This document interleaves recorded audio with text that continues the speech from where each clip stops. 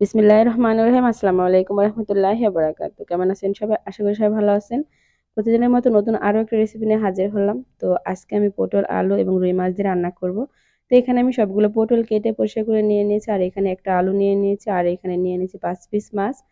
তো আমার এই ভিডিওটা যারা শুরু করছেন প্লিজ একটা লাইক দিয়ে শুরু করবেন, আর চ্যানেলটি যদি এখনো সাবস্ক্রাইব না করে থাকেন তাহলে সাবস্ক্রাইব করে চ্যানেলের সাথেই থাকবেন। এরকম নিত্য নতুন ভিডিও দেখার জন্য কিন্তু নোটিফিকেশন অন করতে একদমই ভুলবেন না। আমি খুব সহজে সুন্দর সুন্দর রেসিপিগুলো দেখাই, গ্রামের একদম সহজ সরল রেসিপিগুলো আপনার মাঝে শেয়ার করে থাকি। তো এখানে আমি দেখুন কথা বলতে বলতে মাছটাকে হলুদ এবং লবণ মাখিয়ে নিলাম, আর এভাবে একটু হলুদ লবণ মাখিয়ে রেখে দিলে কিন্তু খুবই ভালো হয়। তারপর আমি সরাসরি চলে আসলাম ভাজার জন্য। এখানে আমি তেল দিয়ে দিয়েছি, তেলটা যখন গরম হয়ে গেছে সে পর্যায়ে আমি মাছগুলো দিয়ে দিলাম। তো এই মাছগুলো আমি এক পিঠ উল্টে নিব। দেখুন আমার এক পিঠ ভাজা হয়ে গেছে, আর এপিঠ ওপিঠ করে উল্টে নেব। তো খুব কড়া করে ভাজবেন না, আমার এটা মানে একটু মনে ছিল না একটু ভাজাটা একটু কড়া, মানে এক সাইডটা একটু বেশি হয়ে গেছে। তো তারপরে আমি চলে আসলাম পটলগুলো ভাজার জন্য। আমি পটলগুলো ভেজে রান্না করব। এতে করে পটলের গায়ে যে এক্সট্রা পানি থাকে সেটা কিন্তু শুকিয়ে যায়, আর পটলের তরকারিটা কিন্তু খেতে দারুণ হয়। তো আলু এবং পটল আমি একত্রে ভেজে নেব। তো ভাজার জন্য এখানে শুধু আমি এই পটলের জন্য ব্যবহার করব একটু লবণ আর একটু হলুদ দিব, যাতে একটু কালার সুন্দর আসে, আর লবণে যাতে একটু সেদ্ধও হয়ে যায়। তো আরো কিছুটা তেল আমি এখানে দিয়ে দেব, যাতে খুব সুন্দর করে ভাজা হয়ে যায়। আর এই পটলটা কিন্তু খুব কড়া করে ভাজবো না, আমি এর গায়ে যে এক্সট্রা পানি থাকে সেটা একদম নেড়ে চেড়ে খুব সুন্দর করে শুকিয়ে নেব, আর একটু কালারও হালকা কালার আসবে যখন সেই পর্যায়ে ভাজাটা হয়ে যাবে। তো আপনারা স্ক্রিনে দেখেই বুঝতে পারবেন যে আমি কিভাবে ভাজি। ঠিক এই পর্যায়ে দেখুন আমি এরকম ভাবে এই পটলটা ভেজে নিয়েছি।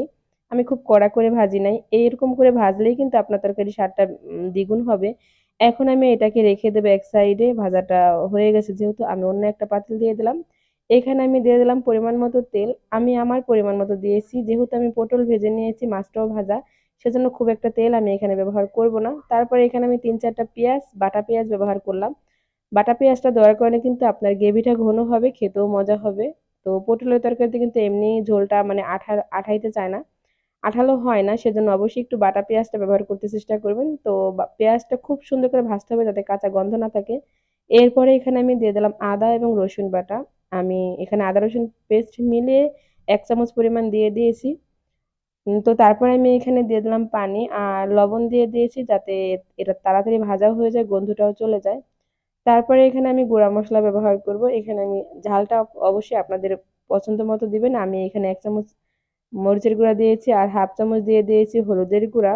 হলুদের গুঁড়া যেহেতু আমি পটল ভাজা আগে ব্যবহার করছি সেজন্য কম দিলাম এখন। আর এখানে দিলাম ভাজা জিরার গুঁড়া 1/2 চামচের একটু বেশি, আর দিয়ে দিলাম আমি এখানে ধনিয়ার গুঁড়া। আর কিছুই দিব না, এখন নেড়েচেড়ে খুব সুন্দর করে এটাকে কষিয়ে নেব। আর কষানোর জন্য কিন্তু আমি ঢাকনা দিয়ে আমি ২-৩ মিনিট এটাকে খুব সুন্দর করে কষাবো। এর থেকে এক্সট্রা পানিটা শুকানোর পর যে তেলটা যখন ছেড়ে দেবে তখন কিন্তু আমার মসলা কষানোটা হয়ে যাবে। দেখুন আমার মসলা কষানোর কথা বলতে বলতে হয়ে গেছে। আমি এখন এই পর্যায়ে যখন দেখুন একদমই পানি নাই, এখন আমি এখানে সেই পটলগুলো দিয়ে দেব। পটল এবং আলু যে ভাজা রাখছিলাম সেটা এখন আমি দিয়ে দেব। তো এই রান্নাটা কিন্তু খুবই সিম্পল, খেতে কিন্তু দারুণ মজা হয়। তো সবগুলো আমি একত্রে দিয়ে খুব সুন্দর করে নেড়েচেড়ে মিশিয়ে নেব। তো আপনারা দেখেই বুঝতে পারতেছেন যে কত সুন্দর কালার আসছে, আর এইটা কিন্তু খেতে কিন্তু দারুণ হয়েছিল। তো নেড়েচেড়ে মিশিয়ে দিয়ে তারপর আমি ঢাকনা দিয়ে ঢেকে দেব। আর অন্য চুলায় আমি কিন্তু পানি গরম বসিয়ে দিয়েছি, কারণ এইখানে কিন্তু এখন কোনো মতেই ঠান্ডা পানি দেওয়া যাবে না, গরম পানি দিতে হবে। না হলে কিন্তু যেহেতু আমার এই জিনিসটা প্রায় 60% সেদ্ধ হয়ে গেছে, তো অবশ্যই এখানে গরম পানি দিতে হবে। তো আমি এখানে গরম পানি দিয়ে দিলাম পছন্দ মতো। আপনারা যতটুকু গ্রেভি রাখবেন মানে ঝোল রাখবেন ততটুকু দিবেন। আমি খুব একটা ঝোল রাখবো না, মাখা মাখা করব।